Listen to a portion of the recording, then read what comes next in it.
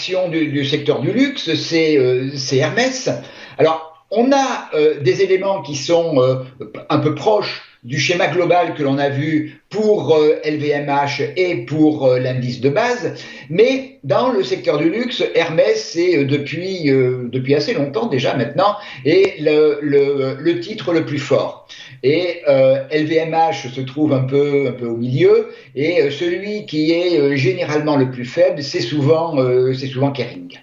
Alors, LVMH, on retrouve les éléments de sommet, tels qu'on a pu le voir sur les deux actifs précédents. On a fait un sommet à un plus haut historique sur 2016 en mai de cette année. On a consolidé au début du mois de juillet sur le support à 1836, avant de refaire un nouveau plus haut autour de 2030 euros à la fin du mois de juillet, mais vraiment en mèche, parce que véritablement, on n'a pas, en clôture quotidienne, on n'a pas franchi 2016, on a juste eu une mèche, et depuis, on ne fait que consolider.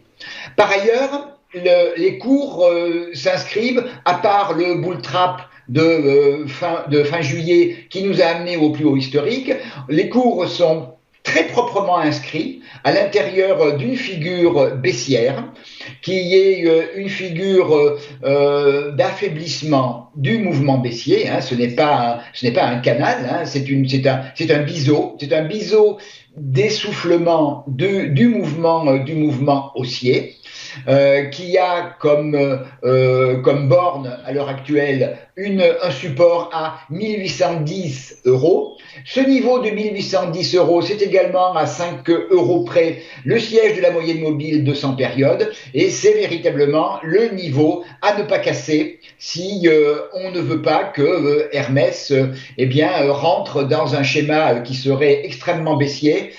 Donc la rupture de 1810 euros, la rupture de ce biseau entraînerait les cours vers le niveau qui a été résistance en février de cette année à 1766, puis en dessous le niveau qui a été résistance en février, puis en mars à 1750. On va parler d'une zone entre 1750 et 1766 euros, et puis en dessous une nouvelle zone qui a fait support après l'avoir franchie en février. Elle a tenu, elle a été retestée à de nombreuses reprises à 1679 euros.